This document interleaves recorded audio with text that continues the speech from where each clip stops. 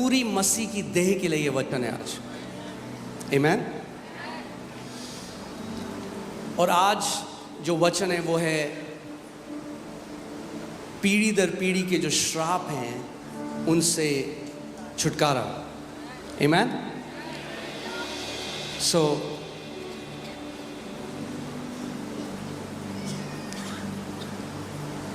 या जिसको बोलते हैं हम जेनरेशनल कर्सेस।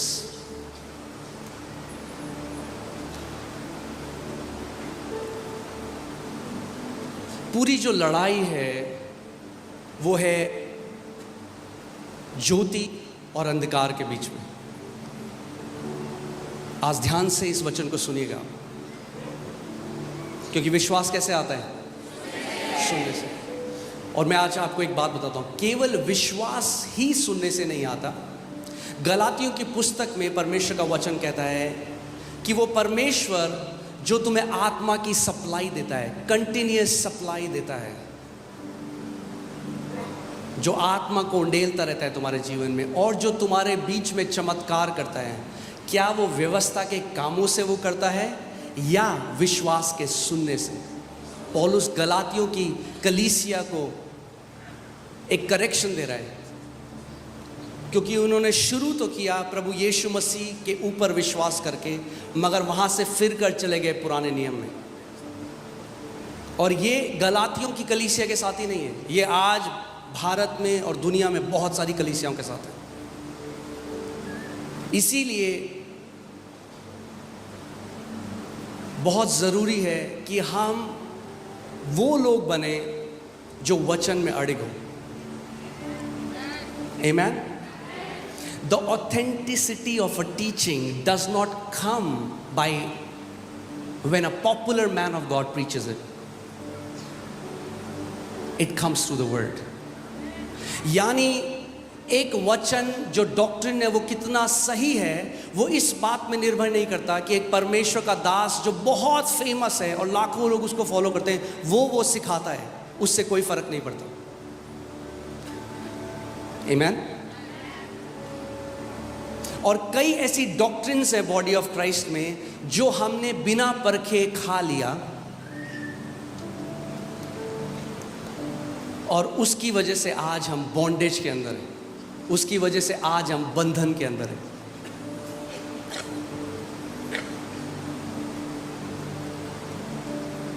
यूहन्ना 8:31-32 में प्रभु यीशु मसीह उन यहूदियों से कह रहा है जो विश्वास करते थे, उसने कहा इफ यू अबाइड इन मी, अगर तुम मुझ में बने रहो तो तुम मेरे चेले ठहरोगे। कब ठहरोगे तुम चेले? जब तुम मेरे वचन में बने रहोगे। यदि तुम मेरे वचन में बने रहो तो सचमुच मेरे चेले ठहरोगे। यानी डिसाइपल कौन है? डिसाइपल वो नहीं है जिसने डिसाइपलशिप क्लास ज्वाइन करी है। डिसाइपल वो है जो वचन में बना रहता है। आमीन। अगर आप वचन में बने रहते हो तो आप क्या हो? आप चेले हो। और फिर 32वीं आयत में यीशु ने कहा और तब तुम सत्य को जानोगे और सत्य तुम्हें हर बंधुआई से आजाद करेगा। क्या आजाद करेगा? क्या आजाद करेगा? नहीं, सत्य आजाद नहीं करेगा। जिस सत्य को आप जानोगे तब सत्य आपको आजाद करेगा। Truth does not set you free. It's the truth that you know, that truth sets you free. Amen? You shall know the truth. और ये जो शब्द know है, ये ग्रीक इब्रानी जो शब्द है गिनोस्को, उससे आता है। अगर आप देखेंगे गिनोस्को। और मैं आपको एक बहुत ही अमेजिंग बात बताने वाला हूँ। इसका मतलब ये नहीं है हाँ मैंने सुन लिया, हाँ मैंने किसी टीचिंग को, मैंने किसी शिक्षा को सुन लिया तो मैं जानता हूँ उसको। ये वो वाला नो नहीं है। ये वही नो है जो मैथ्यू 1:25 मत्ती 1:25 में यूज़ होता है कि जोसेफ मरियम के पास तब तक नहीं गया और तब तक शरीर में उसके साथ एक नहीं हुआ जब तक प्रभु यीशु मसीह पैदा नहीं हुए। यानी ये इंटीमेसी और यूनियन को दर्शाता है। वही शब्द है, he did not know, same शब्द आप खुद इसको पढ़ सकते हैं, गिनोस्को। यानी नो जो बाइबल की है, जानना का मतलब है केवल दिमाग से, बुद्धि से जानना नहीं, मगर उस सत्य के साथ एक हो जाना, to become intimate with that truth, उसको एक्सपीरियंशियली जानना। आज क्यों इतने मसीह हैं जो आज़ाद नहीं हैं? वो इसीलिए आज़ाद नहीं है क्योंकि वो अपना छुटकारा अलग तरीकों से ढूंढ रहे हैं, और वैसे नहीं जैसे प्रभु यीशु मसीह ने कहा उनको छुटकारा मिलेगा। Write it down if you're writing it down. The lasting deliverance comes through the word.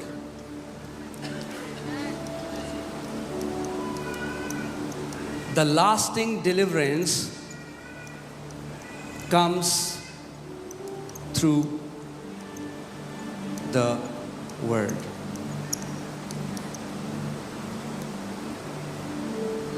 अच्छा है आप जाते हैं मीटिंग्स में, परमेश्वर के दास लोग आपके ऊपर हाथ रखते हैं, वो बहुत अच्छा है, मगर वो आपको एक पूरा लास्टिंग डिलीवरेंस कभी नहीं दे सकते। ले हैंड आपको पूरी जिंदगी छुटकारा नहीं दे सकता। अगर पूरी जिंदगी छुटकारा चाहिए, you will have to know the truth. आपको सत्य को जानना पड़ेगा, और सत्य आपको हर एक बंधन से छुटकारा और आजादी दे देगा। Amen. Otherwise that will be a temporary fix. कुछ समय के लिए आराम मिलेगा, जरूर मिलेगा, बिल्कुल मिलेगा कुछ समय के लिए, मगर फिर जब दूसरी साइड से कोई और चीज आएगी फिर आप खोजोगे। मगर ये परमेश्वर की इच्छा है कि आप स्वतंत्रता में चलो, फ्रीडम में चलो। Amen. So what sets you free? Knowing the truth.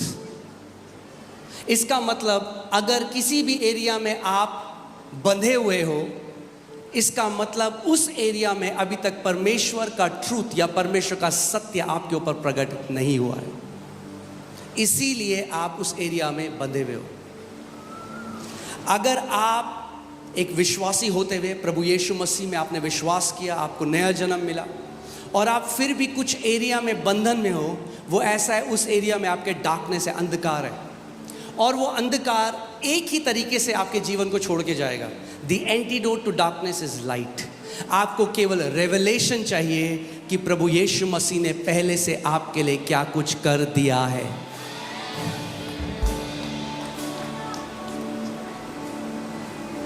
Amen.